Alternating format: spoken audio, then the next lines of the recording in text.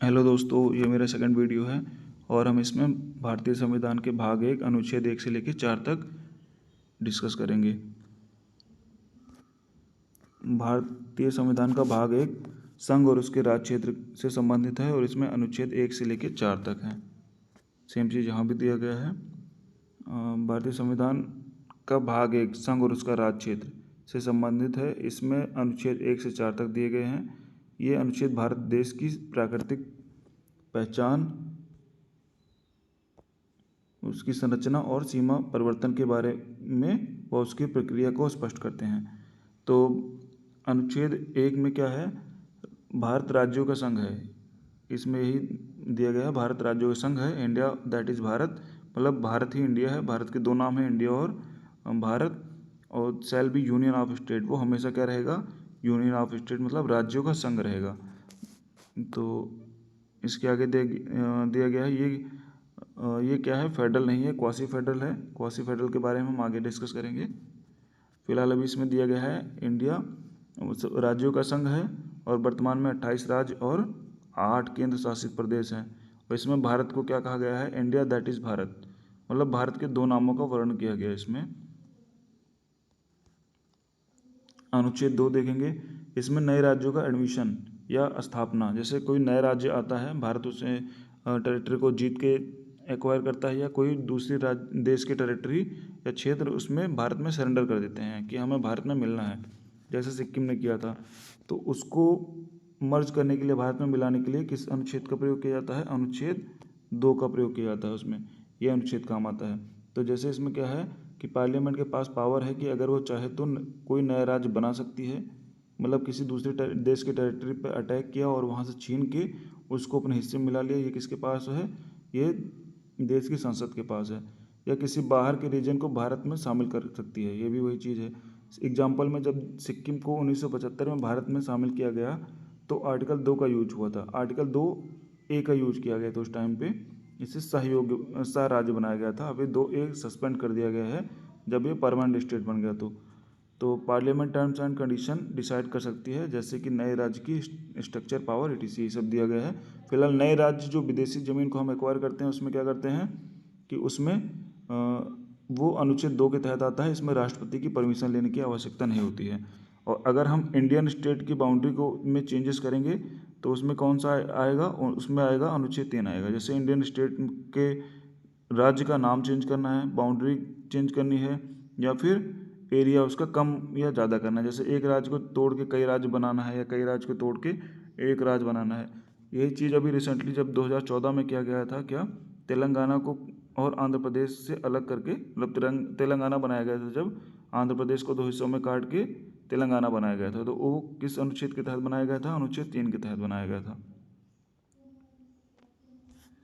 इसके बाद देखेंगे अनुच्छेद 4 में क्या दिया गया है। अनुच्छेद 4 में दिया गया है आर्टिकल 2 और 3 के तहत जो प्रोविज़न होते हैं कैसे इनको अप्लाई किया जाएगा और क्या क्या प्रोविज़न इसमें, ये चीज़ बताता है। और इसमें एक चीज़ और बताता है कि जो कॉन्स्टिट्यूशन अमेंडमेंट होगा वो आर्टिकल 368 के तहत नहीं होगा।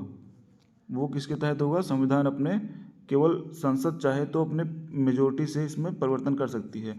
इसमें राष्ट्रपति की परमिशन लेने की आवश्यकता नहीं है। ये चीज़ें बताई गई है इसमें कि इसमें बहुत ज़्यादा बड़ा फेरबदल करने के लिए या वैसे कुछ करने के लिए राष्ट्रपति की परमिशन या अनुच्छेद 368 के तहत अमेंडमेंट करने की ज़रूरत नहीं है। इसमें संसद चाहे तो मनमाने तरीके से अमेंडमेंट कर सकती है। एक बार हम इसको फिर से डिस्कस कर लेते हैं, अनुच्छेद 1 से लेकर 4 तक, उसके बाद हम क्विज सॉल्व करेंगे। अनुच्छेद 1 में क्या है, name and territory of union, मतलब कि भारत क्या है, राज्यों का संघ है। और इसमें क्या किया गया है, इंडिया दैट इज़ भारत। तो इंडिया दैट इज़ भारत मतलब भारत के दो नाम के बारे में बताया गया है और भारत को कहा गया है राज्यों का संघ। राज्यों का संघ और इसमें केंद्र शासित प्रदेश भी शामिल हैं। उसके बाद अनुच्छेद 2 क्या बताता है, अनुच्छेद 2 बताता है नए राज्यों का एडमिशन। जैसे सिक्किम को मिलाना है या किसी मतलब दूसरे देश की टेरिटरी को अगर भारत में सम्मिलित करना है तो उसके लिए अनुच्छेद 2 है। और अगर भारत की टेरिटरी को भारत के क्षेत्र के नाम में परिवर्तन करना है या एरिया में बदलाव करना है या उसको काट के 2 हिस्से में बांटना है या कुछ भी करना है, या 2 स्टेट को मर्ज करना है, मिला के एक बनाना है, तो उसके लिए अनुच्छेद क्या है, 3 है। इसी के तहत तेलंगाना बनाया गया था। उसके बाद अनुच्छेद 4 में बताया गया है कि 2 और 3 को कैसे अप्लाई करना है, इसके लिए क्या क्या प्रोविज़न है, और इसके लिए 368 के तहत संविधान संशोधन करने की आवश्यकता नहीं है। इसमें पार्लियामेंट अपने पूर्ण बहुमत से ही, मतलब पार्लियामेंट संसद अपने बहुमत से ही इसमें संशोधन कर सकती है। तो इसके बाद आइए कुछ देखते हैं इसमें क्या है। India that is Bharat shall be union of state किस आर्टिकल में लिखा गया है। तो मतलब इंडिया जो कि भारत है वो राज्यों का संघ रहेगा, ये किस अनुच्छेद में दिया गया है, ये अनुच्छेद नंबर 1 में दिया गया है,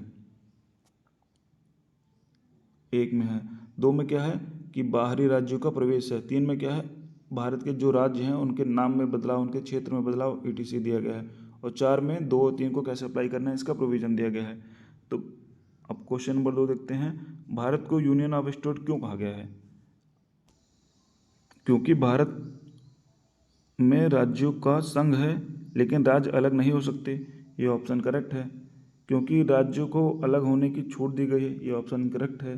क्योंकि भारत एक फेडरेशन है जिसमें इक्वल पावर है। इक्वल पावर तो है, पर क्या है कि मेन पावर कहाँ जाती है, सेंट्रल के पास जाती है। तो इस तरह क्या है, भारत क्वासी फेडरल है।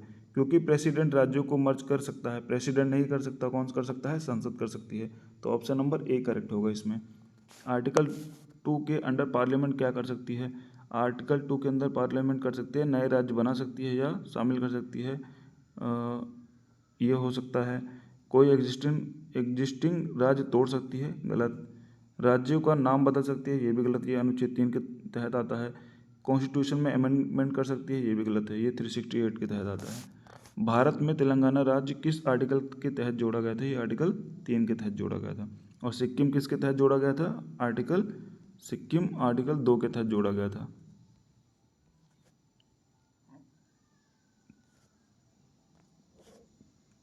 Okay, thanks for watching.